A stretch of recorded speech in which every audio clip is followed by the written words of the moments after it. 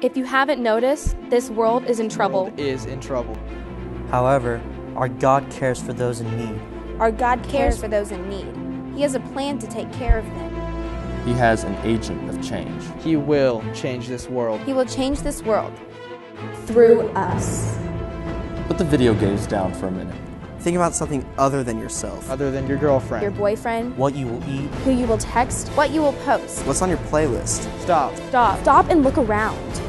Who will help if not us? We cannot sit in the background. We are not going to be anonymous. Unless it is so that Jesus can get the glory. We have no right calling ourselves Christians if we are living like the world. We seek to live like our Lord Jesus Christ. We do not need the easy way out. We are disciples of Jesus. We do not need to be rich or popular. Our road is narrow. The path is rough. Not everyone is going to follow us. But we will not. We will not be distracted. Neutral is not an option. We are Revolt.